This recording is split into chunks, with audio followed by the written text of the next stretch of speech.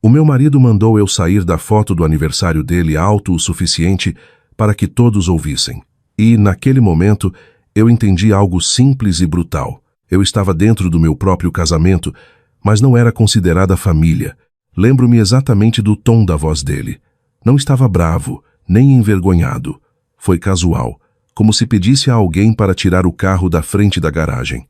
Ei, dá para você sair um pouquinho? É só a família. Por meio segundo, achei que tinha ouvido errado. Eu já estava sorrindo, virada para a câmera, com a mão apoiada no braço dele. O salão cheirava a alho e pão assado, e alguém atrás de nós ria alto demais. O celular já estava levantado, todo mundo esperando. Olhei para o Marcos, meu marido há 7 anos, esperando que ele me olhasse de volta e percebesse o que tinha acabado de dizer. Ele não percebeu. Ele já estava olhando para além de mim, alinhando a foto. A ex-mulher dele, Denise, estava do outro lado, perto o suficiente para que os ombros deles quase se tocassem. A filha dele, Camila, estava lá também, com 16 anos, e aquele jeito desajeitado, olhando para os sapatos como se desejasse que o chão se abrisse. A irmã do Marcos, Laura, acenava da ponta do grupo, tentando fazer todo mundo caber no enquadramento. Senti o calor subir pelo meu pescoço e se instalar no meu rosto. Minha aliança de casamento de repente pareceu apertada, como se não pertencesse mais ao meu dedo. Ah, eu disse. Não me lembro de ter planejado dizer nada. Ok. Dei um passo para trás, depois outro. Alguém se moveu para preencher o espaço onde eu estava, como a água cobrindo uma pedra. A câmera disparou o clique. Virei as costas e saí do salão de festas antes que alguém pudesse chamar meu nome. Aquele foi o clímax, quer o Marcos soubesse ou não. Tudo o que veio depois foi consequência. O restaurante era uma cantina tradicional em um bairro nobre de São Paulo. Um lugar onde tínhamos ido dezenas de vezes ao longo dos anos, sempre para aniversários ou comemorações. Seguro, familiar, aquela comida italiana que agrada a todo mundo. O tipo de lugar onde os garçons usam coletes pretos e chamam você de doutor ou patrão. Era o 52 grau aniversário do Marcos, uma quarta-feira à noite, 19/18. De acordo com o relógio acima do balcão da recepção, para o qual fiquei olhando enquanto esperava meus olhos pararem de arder. Ainda podia ouvir a festa atrás de mim, garfos raspando nos pratos, uma explosão de risadas, o zumbido baixo de conversas sobrepostas, a vida seguindo ininterrupta. Passei por um casal mais velho esperando por uma mesa. A mulher olhou para mim, depois desviou o olhar, do jeito que as pessoas fazem quando sentem que algo está errado, mas não querem se envolver. Meus saltos faziam um barulho alto demais no piso frio. Podia sentir minhas mãos tremendo enquanto empurrava as portas de vidro e saía para o estacionamento. O ar lá fora estava fresco, um início de outono. Fiquei ali por um segundo, respirando fundo, tentando acalmar meu coração. O cheiro de molho de tomate estava impregnado nas minhas roupas. Apertei o controle da chave e ouvi meu carro destrancar em algum lugar à minha esquerda. Sentei atrás do volante e simplesmente fiquei lá.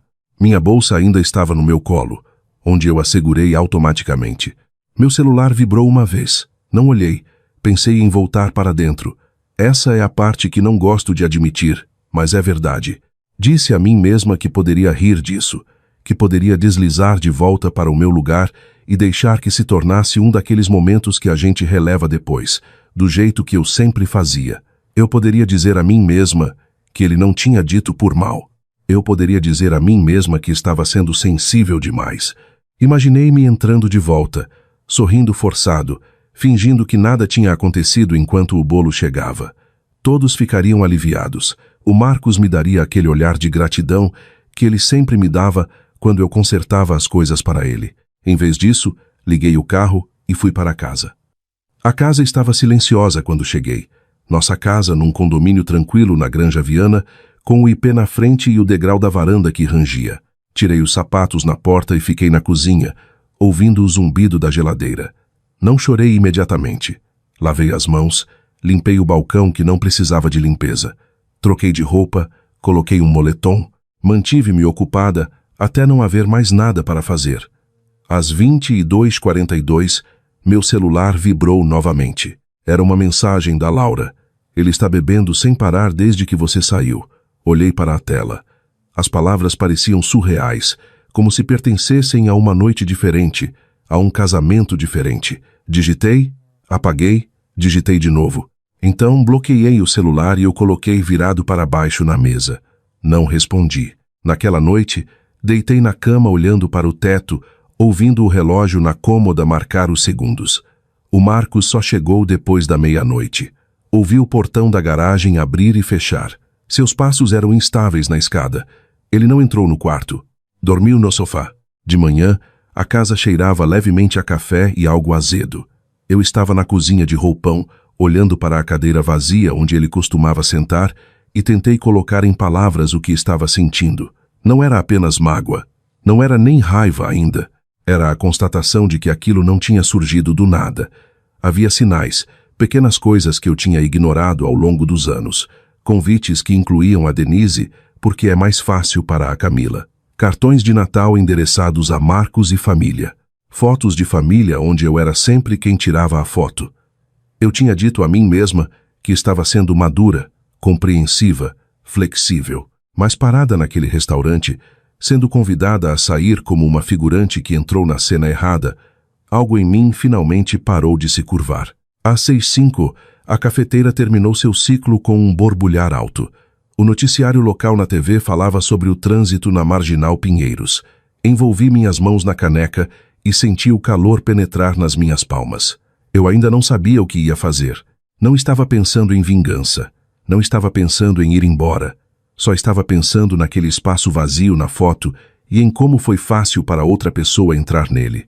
Eu tinha passado anos me diminuindo para que todos os outros pudessem caber confortavelmente. E, pela primeira vez, me perguntei o que aconteceria se eu não fizesse isso. Na manhã seguinte, a palavra que continuava circulando na minha cabeça era uma que todos adoravam usar para mim: compreensiva. Eu tinha ouvido isso tantas vezes ao longo dos anos que tinha perdido todo o significado. A irmã do Marcos, Laura, dizia isso. A Denise dizia isso, sorrindo como se fosse um elogio. Até o Marcos dizia, geralmente logo depois de me pedir para engolir algo que doía. Você é tão compreensiva, ele dizia, e eu assentia, porque assentir era mais fácil do que explicar porque meu peito parecia apertado. Eu estava na cozinha, o céu ainda cinza lá fora, ouvindo a cafeteira chiar.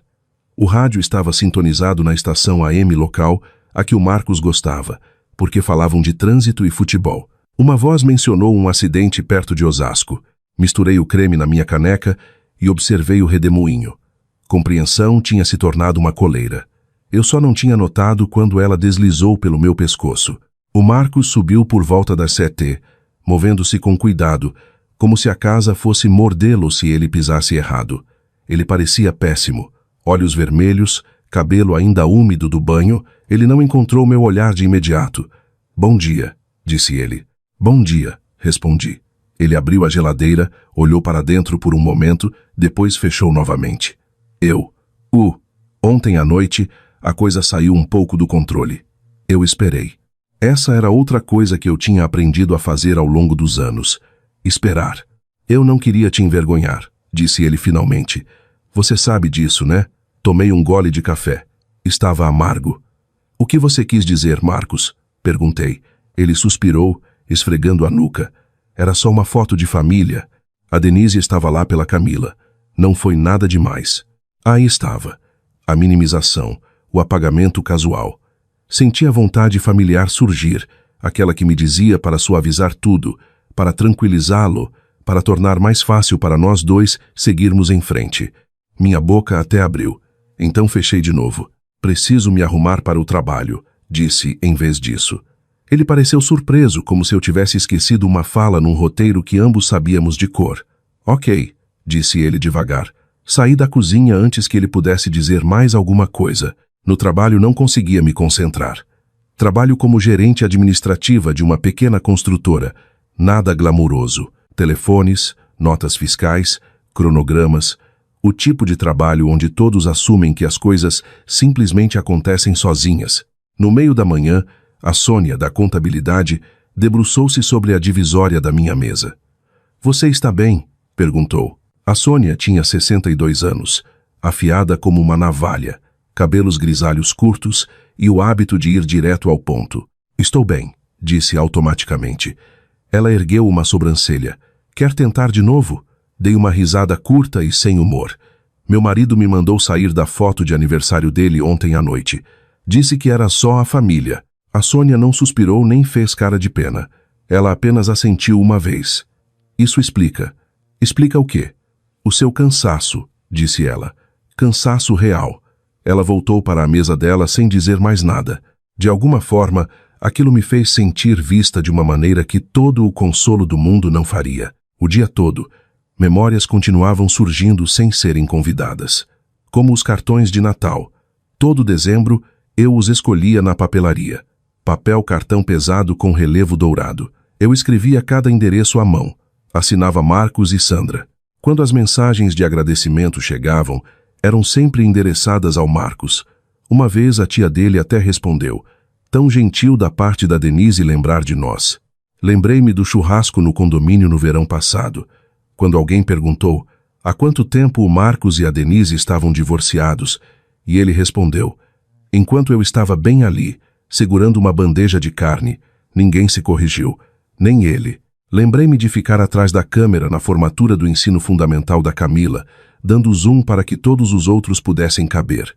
Na época, disse a mim mesma que era assim que a maturidade se parecia. Isso era o que um segundo casamento exigia. Flexibilidade, graça. Quando dirigi para casa naquela noite, a palavra tinha coalhado na minha boca: compreensão. O Marcos ainda não tinha chegado. Esquentei as sobras e comi em pé no balcão. A casa parecia quieta demais. Depois do jantar, abri o armário do corredor para pegar o aspirador e quase tropecei numa pilha de papéis que tinha deslizado para o chão. Agachei-me para pegá-los, irritada.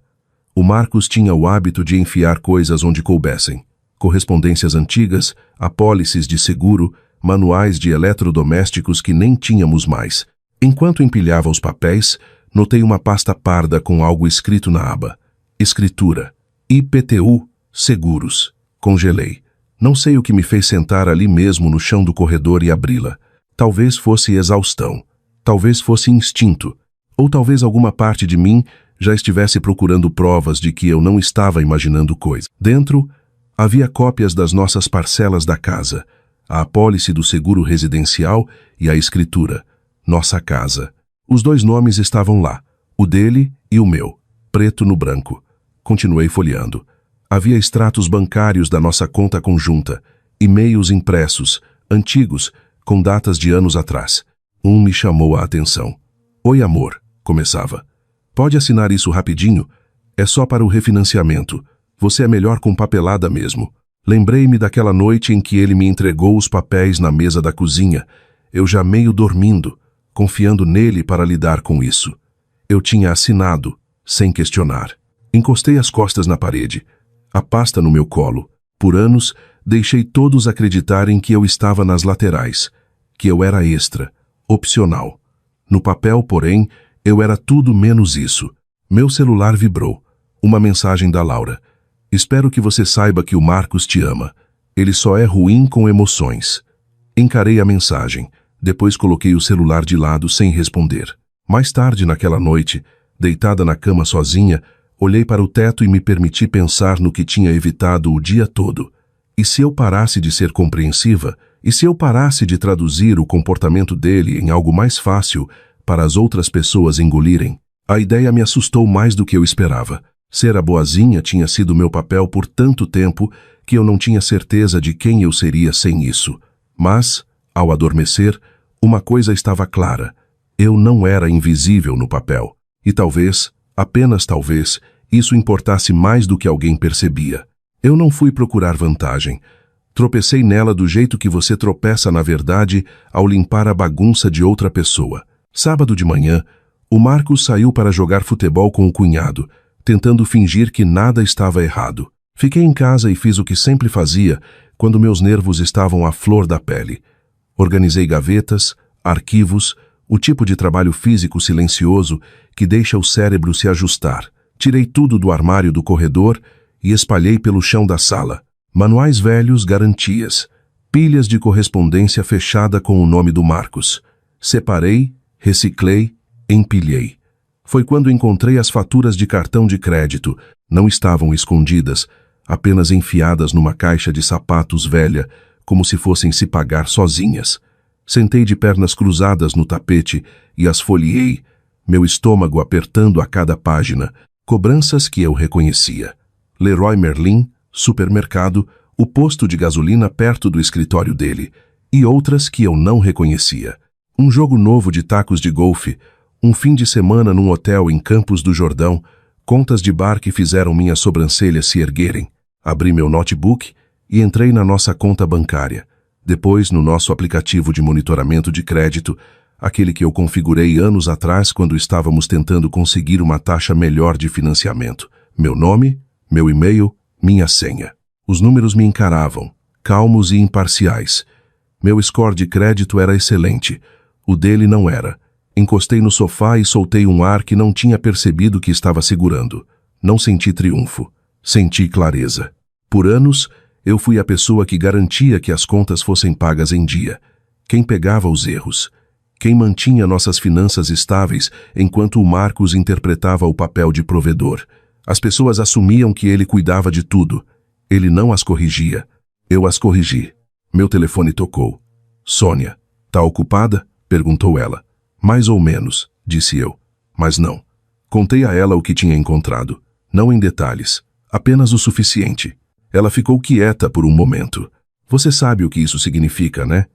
Que sou melhor em planilhas do que pensava. Que você tem carregado ele nas costas, disse ela, financeiramente e de outras formas. Ri baixinho. Não é assim que parece. Nunca parece quando é você quem segura o peso. Naquela tarde, marquei uma consulta com uma advogada.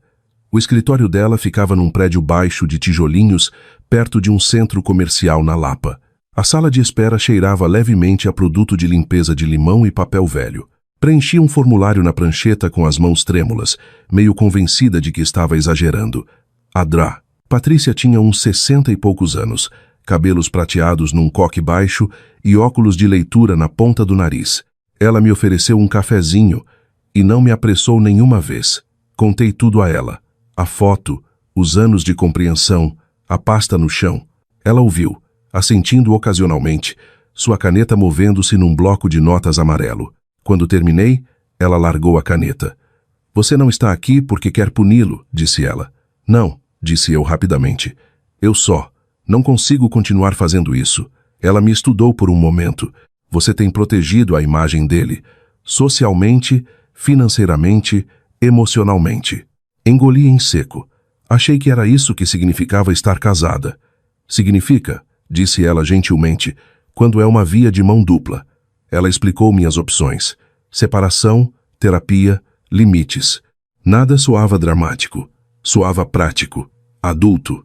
Então ela perguntou, você sabe quem ele lista como contato de emergência no trabalho? A pergunta caiu mais pesada do que eu esperava. Presumo que seja eu, disse. Presume, repetiu ela. Naquela noite, verifiquei. O e-mail de trabalho do Marcos ainda estava logado no computador de casa. Hesitei, a culpa surgindo, depois lembrei a mim mesma que não estava bisbilhotando segredos. Estava verificando fatos. Contato de emergência. Denise. Fechei o notebook e fiquei ali no escuro, a casa silenciosa ao meu redor. Eu não era família nas fotos. Eu não era a primeira da fila quando importava. Algo em mim endureceu, não em raiva, mas em determinação. Na semana seguinte, parei de fazer coisas. Não tudo de uma vez, não dramaticamente, apenas silenciosamente. Não o lembrei sobre a renovação da receita do remédio de pressão. Quando ele percebeu na farmácia, me ligou irritado. Dá para você ligar lá e pedir? Perguntou. Hoje não posso, disse eu. Minha voz soou estranha aos meus próprios ouvidos. Tá bom, ele bufou. Tudo bem. Na reunião de planejamento da quermesse da igreja, não levei as listas de inscrição nem a sobremesa. Quando alguém perguntou onde estavam, o Marcos olhou para mim. Achei que você estava com elas, disse ele. Não estava, respondi. O silêncio que se seguiu foi denso e desconfortável. Alguém limpou a garganta. A reunião seguiu. Em casa, ele ficou inquieto, mais ríspido. Perdeu a noção das coisas. Perdeu um prazo no trabalho. Chegou tarde, frustrado. Você está distante, disse ele uma noite. Tenho estado ocupada, respondi. Não era mentira. Uma noite, meu celular vibrou com uma mensagem da Camila. Você tá brava com meu pai? Olhei para a tela, meu peito apertando. Não. Digitei de volta depois de um momento. Só estou resolvendo algumas coisas. Ela respondeu 1 minuto depois. Não gostei daquele negócio da foto. Fechei os olhos. Naquele momento, entendi algo importante. Eu não era a única que tinha visto. Eu era apenas a única a quem pediram para sair. Quando você para de segurar tudo junto, as coisas não desmoronam de uma vez. Elas balançam primeiro. Foi isso que mais me surpreendeu. Eu esperava fogos de artifício, acusações, algum confronto dramático na cozinha. Em vez disso, o que consegui foram pequenas falhas espaçadas o suficiente para que ninguém pudesse culpar o azar. O Marcos começou a perder coisas. O celular, as chaves, papéis que ele jurava ter deixado no balcão. Ele me perguntava onde estavam do jeito que sempre fazia, já meio irritado por eu não saber. Não vi, eu dizia. Às vezes era verdade, às vezes não. De qualquer forma, não fui procurar. Na sexta-feira à noite, fomos a um churrasco no vizinho, 2 casas abaixo.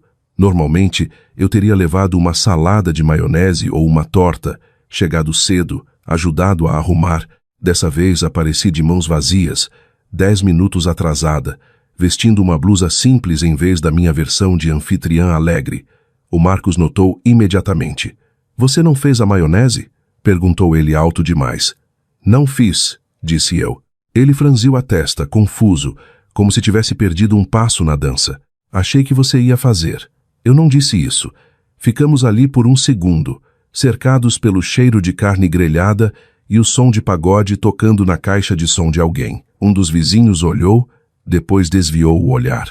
O jantar foi estranho. Alguém perguntou ao Marcos que horas iríamos comer. Ele respondeu secamente que estaria pronto quando estivesse pronto. Vi uma mulher do outro lado da mesa erguer as sobrancelhas para o marido. Isso era novidade. Em casa, naquela noite, o Marcos andava pela sala enquanto eu lia na cama. Tem alguma coisa acontecendo com você, disse ele finalmente. Você está agindo como se eu tivesse feito algo terrível. Pousei meu livro. Você fez? Ele bufou. Aquela foto de novo, Sandra. Você está fazendo uma tempestade em copo d'água. Senti a velha raiva subir, afiada e familiar. Deixei passar. Não foi só a foto, disse eu. Foi tudo ao redor dela. Ele balançou a cabeça. Você está sendo dramática. Aquela palavra aterrissou de forma diferente agora. Boa noite, Marcos, disse eu, apagando o abajur. Na manhã seguinte, acordei com uma mensagem da Laura. Estou preocupada com ele, escreveu ela. Ele não está sendo ele mesmo. Encarei a mensagem. Depois digitei de volta algo que nunca tinha dito antes. Nemu.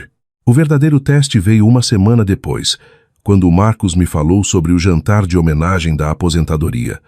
Vão fazer no salão de festas da Associação Comercial, disse ele. Sábado à noite, um monte de gente da igreja e do trabalho. Preciso de você lá. O jeito que ele disse, preciso, fez algo torcer no meu peito. Vou pensar, disse eu. Ele pareceu assustado. Pensar? Sim. Ele me encarou, depois soltou um riso curto e inquieto. Você vai. Encontrei seus olhos. Veremos. Naquela noite, a Camila mandou mensagem de novo. Pai tá muito estressado, escreveu ela. Vocês estão bem? Sentei na beira da cama com o celular na mão, sentindo o peso de tudo pressionando. Essa era a parte que ninguém falava. O dano colateral, a dúvida. Digitei de volta com cuidado. Estamos resolvendo algumas coisas. Nada disso é culpa sua. Ela respondeu com um emoji de coração. Depois, após 1 minuto, você não merecia aquilo. Encarei a tela até minha visão embaçar. Na sexta-feira à tarde, o Marcos estava uma pilha de nervos. Gritou com o cachorro. Esqueceu uma reunião. Me acusou de esconder coisas dele. Não estou escondendo, disse eu. Só não estou consertando. Fui ao jantar. Não por ele, por mim. O salão da associação cheirava a café velho e produto de limpeza que nunca mascarava totalmente o passado. Cadeiras dobráveis alinhadas em fileiras, crachás colados em paletós e blusas, pessoas se cumprimentando com aquela mistura particular de calor humano e hábito que se vê em eventos da igreja e jantares de firma. Era sábado à noite, 18h30, o grande momento do Marcos. Fiquei no banheiro de casa por um longo tempo antes de sairmos, olhando para o meu reflexo. Não me arrumei muito, nada de cores vivas, nada de joias chamativas, apenas uma blusa azul marinho, calça preta, salto baixo. Eu queria parecer comigo mesma, não um acessório. A viagem foi silenciosa. O Marcos ficava mexendo no rádio, nunca parando numa estação. A perna dele balançava. Observei as ruas familiares passarem e me senti estranhamente calma, como se algo já tivesse se decidido sozinho. Dentro do salão, as pessoas avistaram o Marcos imediatamente. Olha ele aí, feliz aposentadoria. Já estava na hora de te reconhecerem. Tapas nas costas. Ele sorria, apertava mãos, entrava facilmente no papel que conhecia melhor. Respeitado, sólido. O homem de família que todos pensavam conhecer. A Denise estava lá. Notei ela imediatamente perto da mesa de salgadinhos, num cardigan creme, conversando com uma mulher da igreja. Ela parecia confortável, à vontade, como se pertencesse. A Camila estava ao lado dela, mexendo no celular. Quando me viu, o rosto dela suavizou. Ela deu um tchauzinho discreto. O Marcos não as viu de primeira. Quando viu, os ombros dele relaxaram um pouco. Que bom, murmurou ele. Elas vieram. Elas, não você. Sentamos. O programa começou. Discursos sobre dedicação. Anos de serviço. Ser um homem de família. Cada frase caía como uma pedrinha em água parada. Ondas que eu sentia, mas não mostrava. Então chegou a hora das fotos. Alguém do comitê da igreja se levantou e ergueu o celular. Vamos tirar uma foto da família com o Marcos. O Marcos virou automaticamente e estendeu a mão para a minha. Os dedos dele fecharam ao redor dos meus, quentes e familiares, como se nada tivesse mudado. Por uma fração de segundo, o velho instinto brilhou. Entre, sorria, facilite. Em vez disso, puxei gentilmente minha mão de volta. Ah, eu disse, minha voz calma, educada, alta o suficiente para ecoar. Eu não devo estar nesta. O Marcos piscou. O quê? Eu sorri. Aquele tipo de sorriso que você usa quando está tentando não fazer uma cena. Você me disse semana passada que eu não sou família para fotos, lembra? Vou só pegar mais gelo. O salão ficou imóvel. Não dramaticamente, apenas errado, como se alguém tivesse tropeçado. Algumas pessoas riram sem jeito. Então o riso morreu quando ninguém mais acompanhou. A Denise olhou para os sapatos. A cabeça da Camila se ergueu rapidamente. Pai, disse ela. O rosto do Marcos ficou vermelho. Ele forçou uma risada. Ela está brincando. Eu não me movi. O Beto, um amigo de família que o Marcos conhecia desde o ensino médio, franziu a testa. Ela está brincando, Marcos. Aquilo foi a gota d'água. O sorriso do Marcos falhou. Ele abriu a boca, fechou. O celular baixou lentamente. Ninguém tirou a foto. Virei e caminhei em direção à mesa de bebidas. Meu coração batendo tão forte que eu tinha certeza de que todos podiam ouvir. Minhas mãos tremiam enquanto eu colocava gelo num copo de plástico. Foquei no som, no barulho, na raspagem, qualquer coisa para me manter de pé. Atrás de mim, vozes murmuravam, perguntas sussurradas. Uma verdade finalmente solta na sala. Mais tarde no carro, o Marcos explodiu.